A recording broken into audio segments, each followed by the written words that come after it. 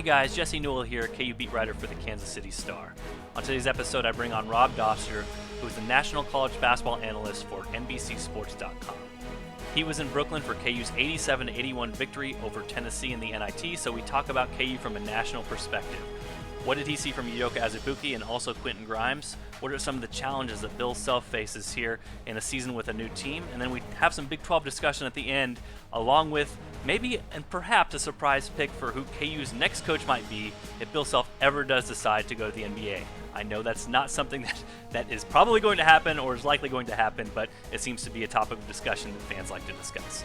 Please rate and review the podcast on iTunes. That helps us out if you can. Without further ado, let's get to Rob Dauster, our conversation with him from NBC Sports. Happy to welcome Rob Dauster onto the podcast. Rob, how you doing?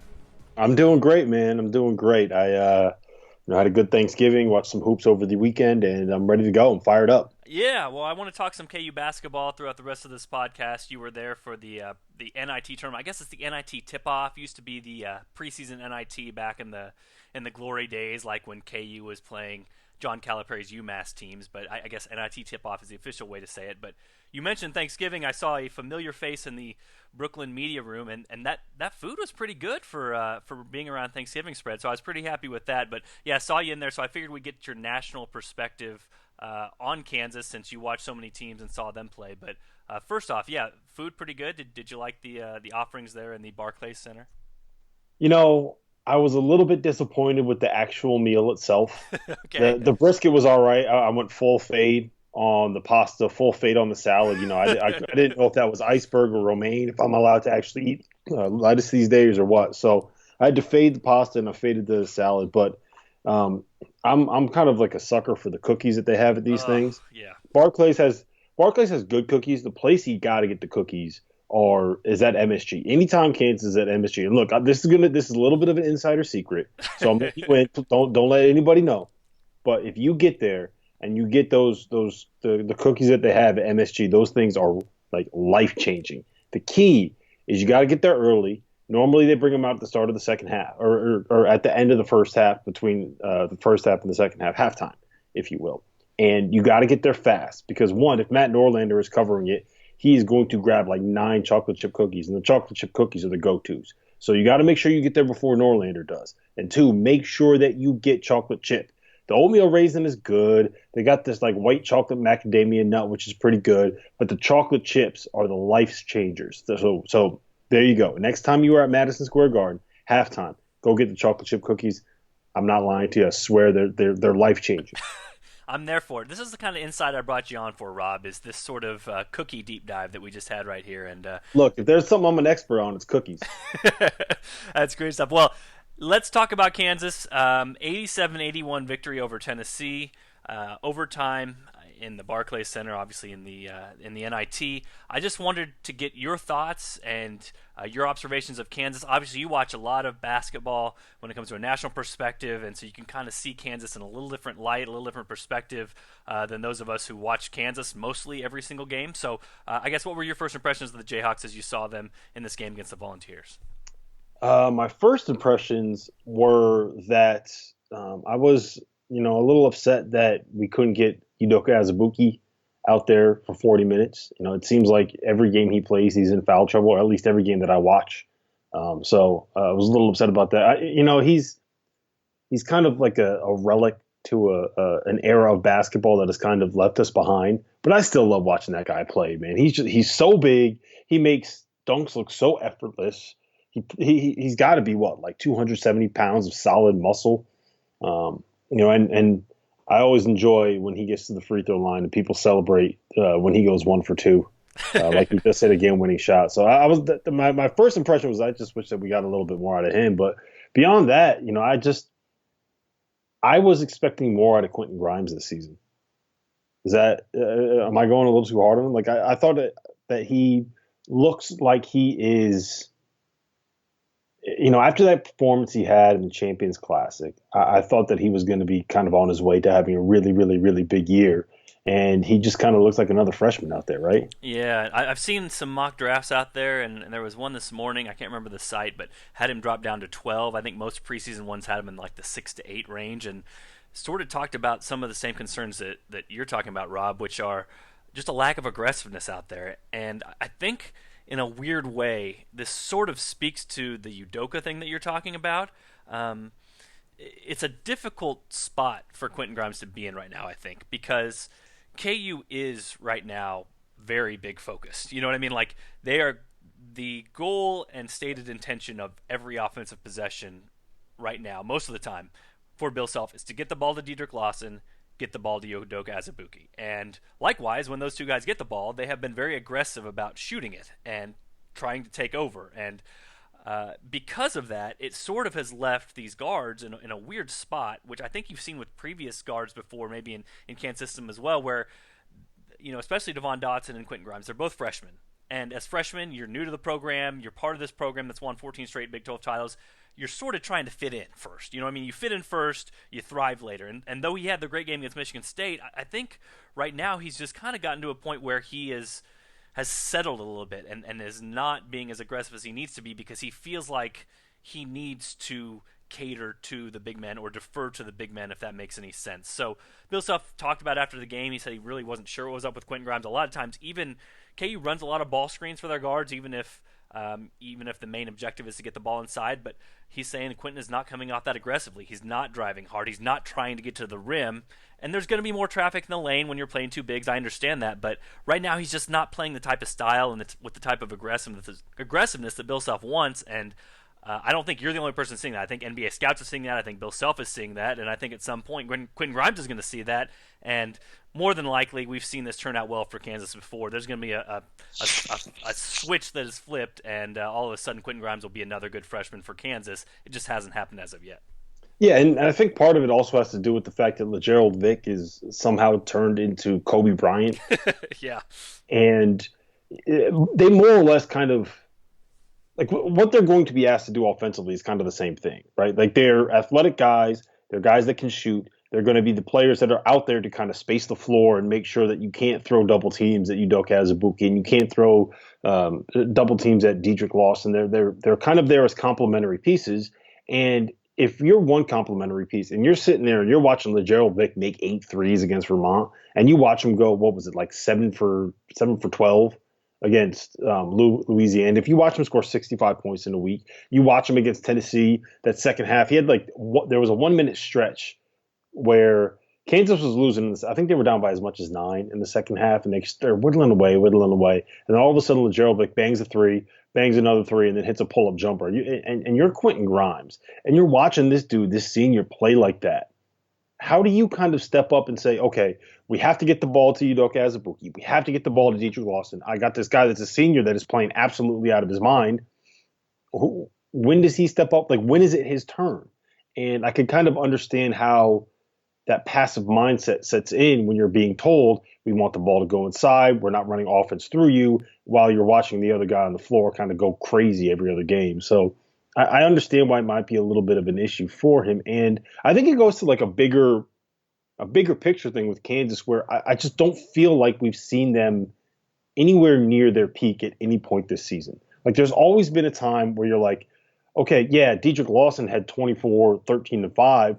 But Udoka Azubuike wasn't really out there. They were down by 9 in the second half. They were relying on Charlie Moore to play 32 minutes and KJ Lawson to play 19 minutes. That's not exactly going to be the kind of thing that Kansas can win on consistently. Or against Vermont, they were down by 4 in the second half. They were down by 12 to Louisiana. They blew a 15-point lead against Michigan State in a game where, that was probably the closest that we've seen to them really clicking and really playing at their best. But even then, like Gerald Vick was not really having all that good of a game and didn't really seem like they had a bench when they played in that Champions Classic. So it just feels like, and Bill actually, he kind of alluded to this after the game. It doesn't feel like he's gotten everybody to understand exactly what he wants out of them, everyone to know exactly what their role is, and everyone to feel comfortable with what they're being asked to do on that roster. You think that's fair?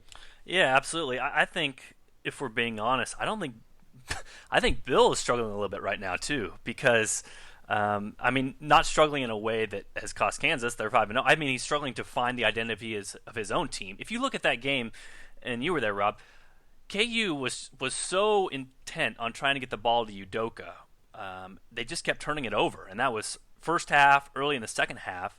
And when Udoka fouled out, their offense got a lot better because they went back to their four guard, they went back to their spread game, and they weren't hitting a ton of shots. They were mostly just getting a shot every possession, which was kind of an improvement over what they did before. And I actually looked up the numbers, and this is sort of, I don't want to call it a dilemma. It's not a dilemma. You having Udoka Azubuike is not a dilemma, but it's sort of like trying to figure out the best way to utilize all these pieces together.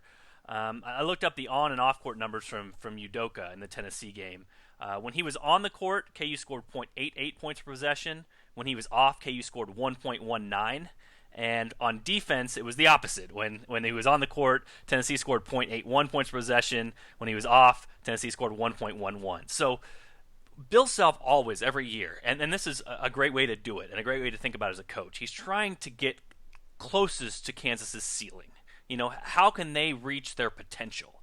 And right now it's just a complicated question because, like, their offense looks better when they run the four guard stuff, but their defense looks better when Udoka's in the game. And their offense looks great against undermatched opponents when they can throw it over the top inside against Udoka, but when they play big opponents like Tennessee that can guard him better or get Udoka in foul trouble, their four guard offense looks better. So I don't know if it's a curse or a blessing. It's like KU is really versatile, and Bill Self is nimble enough on his feet that they can kind of pick and choose and figure out before the game ends which style is best for that particular opponent. But going into a game and maybe trailing early on, sometimes you fall behind because you're not really sure. You don't have a go-to. You don't have the one thing you know is going to work every single game. You kind of have a bunch of different pieces that you know can work if you need them to, but you're not sure on any given night what you're going to need. Does that make any sense? Yeah, and it does, and I think they have a little bit.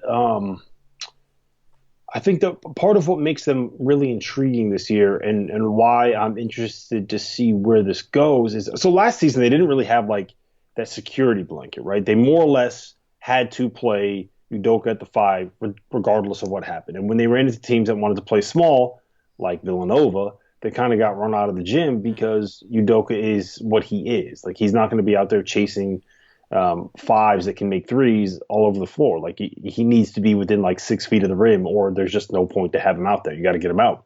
And this year, that changes a little bit because if you have to, you can play Diedrich at the 5, right? Like, you can play Diedrich alongside Mitch Lightfoot, and you're probably okay. You can play him, as we saw. Yeah, you could play KJ there. I think if you had to, you could put Diedrich out there with Gerald Vick, Quentin Grimes, Devin Dotson, and Marcus Garrett, and you're probably going to be just fine against a team that wants to play small. So I think that there's more versatility in the lineups that they can put out there. It makes them a little bit more matchup proof, and that probably makes them a little bit more intriguing when the tournament comes around. The issue, like we touched on earlier, is just that they got to find like the happy medium. Like, you can't just have it. Let me put it like this. It's felt like this season, the reason they're winning is because they have a dude just go absolutely bonkers, right? Whether it's Gerald Vick against Vermont, or Gerald Vick against Louisiana, or Diedrich Lawson in one of the other 3 games. I don't think that is sustainable. I don't think that you can necessarily say, well, it doesn't really matter if we play great or not because, you know, Diedrich is just going to go get us 25 and 15, or Gerald Vick's going to go out there and bang 6 threes, you know, or Udoka is going to go out there and get 25 and 15 for us. You can't really rely on that. And it's been getting them by, the fact that they have really, really good players. But at some point, Bill has to find a way to get all those pieces to kind of fit together. And I mean, I think if he was on here right now, he would tell us that he hasn't done it yet. But he's getting there. He's getting closer. They're 5-0. They have the best resume in college basketball, and we haven't seen them come anywhere near like what we thought they could end up being. So I don't think it's necessarily a bad thing. You know, sometimes these things take a little while to figure out.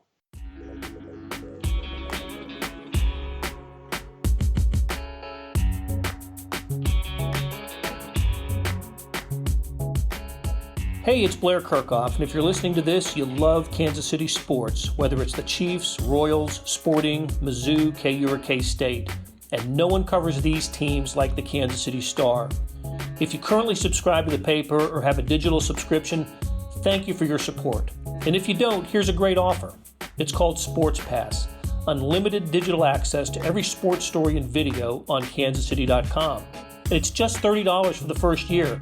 It's the best sports value in town, just 8 cents a day or $2.50 a month. You can't beat that. Subscribe now at kansascity.com/sportspass.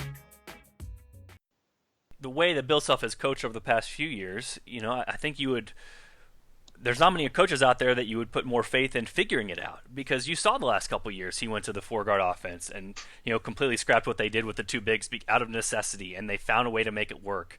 And these are the sorts of challenges he's faced in the past, and in season they obviously fixed them because they have won 14 straight regular season Big 12 titles. I mean, you don't do that without figuring out most of your problems by January and then running roughshod through a conference, which has been honestly pretty good over the course of the last 5 to 6 years. Hey, look, not even January. Not even January. It feels like we'll be a month into Big 12 play, and we'll just have that conversation where it's like, oh, yeah, this is the year where Kansas is going to get it done because they're 2-3, or, they fell a game behind Texas Tech or whatever it is. And then somehow they end up winning the league again. Even though, and look, this might not make me the most popular person on this podcast. Actually, you know what? I'm always going to be more popular than you because I didn't rank Duke number 1 in the country this week. I knew you knew this was going to get in there somewhere. I knew I was going to get in there. But I will go to my grave saying that Texas Tech would have won the Big 12 regular season title last season if Keenan Evans did not break his toe. They were the best team in that conference, but Keenan Evans broke his toe. He wasn't the same player for the last, 7, 8 games, something like that. Texas Tech ended up losing 4 in a row, and Kansas won their 14th straight league title. But I will go to my grave saying that if Keenan Evans doesn't get hurt, that Texas Tech wins that league. It might be worth talking about that Texas Tech might be the number 1 challenger to Kansas this season too, based off these early season results. It's sort of amazing what they've done. Chris Beard is unbelievable. He is so good at coaching basketball and getting pieces that are new to gel and to come together and buy into what he's selling. Like, I don't know if you've had a chance to watch Jarrett Culver play this season. Man, he got so much better. Everyone thought he was going to end up being like stepping into that Zaire Smith role. No, he's playing point for him.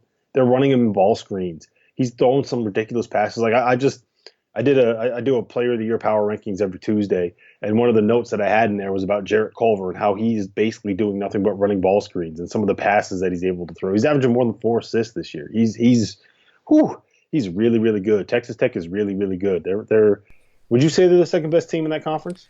At the moment, probably, right? I mean, I guess people from the preseason could still say K-State, but K-State hasn't been overly impressive against the bad competition that it's played so far. But, I mean, the other thing about Texas Tech, I just feel like, Chris Beard hasn't been with the Red Raiders very long, but you almost can just mark and pen their defense down. Like, you just feel like it's going to be a top 10 defense no matter what. Teams are just going to struggle to score against them, and he's sort of almost becoming Huggy-proof, even though Huggins isn't off to a great start this year at West Virginia. But you just feel like no matter the personnel, no matter his guys, he's going to figure it out on that end, and that is something that you're going to have to face when you face a Red Raiders team.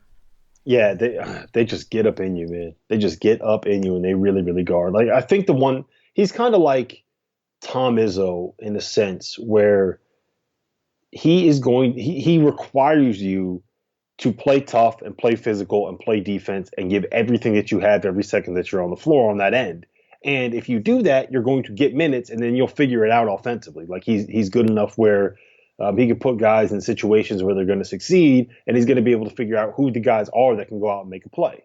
Like last year when it came down to it, he basically just gave the ball to Keenan Evans and said, okay, go win us a game. I think that's what's going to happen this year with Jarrett Culver. And Tom Izzo was a little bit, and I think Jay Wright is kind of in that same mindset too, where it's you're going to play hard and you're going to play tough and you're going to play our way, and then we'll figure the rest out later, or you're not going to be on the court. And I think that he's done a really good job of finding players that kind of buy into that mentality. The West Virginia thing, I was really surprised how high they were ranked in the preseason. Like, Press Virginia, so much of that relies on the fact that you have unbelievable defensive guards. And, replacing Javon Carter with Beetle Bolden, I don't know, man. Replacing Daxter Miles with Jordan McCabe, like those guys are like Javon Carter was like 6'2", 215 pounds with a 6'8" wingspan and nothing but solid muscle. Like, Daxter Miles was like 6'2", 6'3", 200 pounds, like Baltimore tough. And you're going to replace him with like 5'11" Jordan McCabe and 6-foot Beetle Bolden, who between the two of them might weigh 320 pounds. I didn't get that one. I didn't understand why people were so high on them. Well, we'll see. I'm not counting him out yet, and a couple things can be true at the same time too, which is, I'm looking at the Ken Palm rankings. We were talking about the strength of Big 12. West Virginia has obviously dropped since the beginning of the season. They're 27th, but West Virginia's 6th in the Big 12, at least in that ranking, and yet 27th in the nation. So once again, stacking up to be a very, very difficult Big 12. Since I'm already the least liked person on this podcast, since you already mentioned that, Rob, I'll go ahead and say something that's unpopular. The question comes every year, which is mostly a fruitless and pointless exercise, because more than likely it'll never be a question that has to be answered, but there's always the question. If Bill Self left Kansas tomorrow or after the season, who would KU hire? And I'll tell you what, Chris Beard, since I'm the king of unpopular opinions today, he might be creeping up that list very, very quickly to be the guy that would be the slam dunk hire for Kansas if or when Bill Self decided to go somewhere else or to try a different path at a different school or team. So I will just say that out there, and like I said, I'm already unpopular, so there's nothing really to lose from this point on. I like how you said to try a different path when we both kind of understand what you're saying without saying why Bill Self might end up having to leave Kansas, right? Is that why you're saying you're unpopular? Well, no. I'm not saying that. Listen, I'm just trying to get you in trouble left and right here. You are, and you will never be invited on the podcast again because of that. I hope you understand. So good luck, Rob. You're the one making decisions now? I'm the one making decisions here. No, in all seriousness, though, you're exactly right about Chris Beard. I was having this conversation with Sam Vecini the other day of The Athletic, and he was saying he thinks Chris Beard right now at this moment is a top 10 coach in college basketball. And I don't know that I would necessarily disagree. The one thing I would say is I think that Beard, I don't know how well he would do once you just start giving him like blue chip 5-star guys. Like one of the things that he's really, really good at is connecting with these guys that kind of have a little bit of a chip on their shoulder, that are maybe kind of underrated and underappreciated. And I wonder what would happen with the way that he coaches and the style that he coaches and how he gets the best out of his players when you start giving him 5-star guys. Like that was a concern we had about Shaka Smart, right? Like everything that made Havoc work was that you got these guys that had something to prove and played like it and played as hard as they possibly could for 40 minutes. And now he got to Texas, and maybe that doesn't necessarily work as well once you have players that are 5-star guys, maybe one and dones or two and dones, that maybe not necessarily buy into everything that comes with being a part of a program like that, right? So that's one thing that would concern me a little bit. But when it comes to like simple X's and O's, like that, it just Beard is up there with anybody. And look, if Kansas ended up going and hiring him, I would not be the person to say that's a bad hire. I would not be the person to criticize that. I would actually consider it a home run if he would end up taking that job. Yeah, and we had Jordan Sperber on last week. He runs the Hoop Vision 68 account online. He just did a podcast this week with Gibson Piper of Half Court Hoops. They drafted coaches who they would take. Basically, it was kind of a fun exercise, and Chris Beard ended up very high on that too. So I think just X's and O's wise, you would wonder about how he would fare at a top program, but you also look at the success he's had basically everywhere he's gone, and I'm sure there were questions whether what he did at Arkansas Little Rock would translate to Texas Tech, or what he did at Division II would translate to Arkansas Little Rock, and so far he has passed all those with flying colors.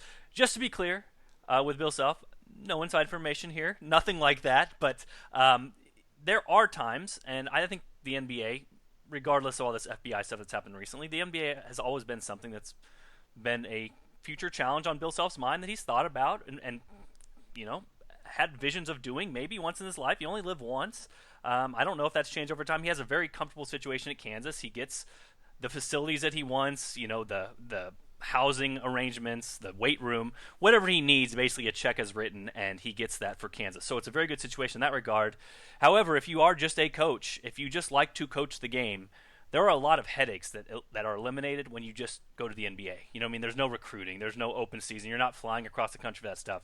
You basically get to hunker down and coach. And so I don't know if that's a challenge Bill Self will take on, and he gets older, a year older every single year. It might be more difficult for him to take on such a different sort of task from that point forward. But just to be clear, he's got a great situation at Kansas. I have no inside knowledge of that sort of thing, but you never can rule out the possibility, because I think the NBA has always intrigued him, and a lot of the ties he has with different people in the industry, like believe it was his best man. I know he stood up at his wedding, R.C. Buford from the Spurs out in the NBA. So, Well, that's yeah, the big one that's always out there. That's the rumbling that never seems to go away.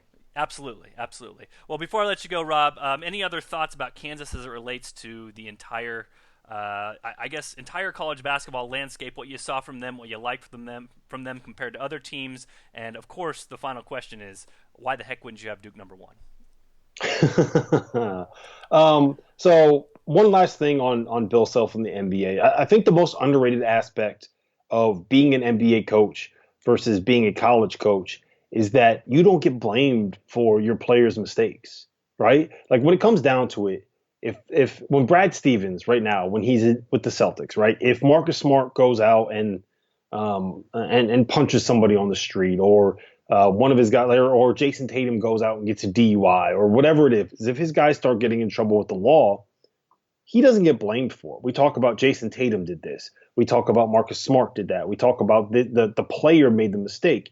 When it comes to college, when Bill Self's players in the past, when they've started getting in trouble, like the Josh Jackson team. This is especially on off court stuff. Absolutely, it's the person's responsibility.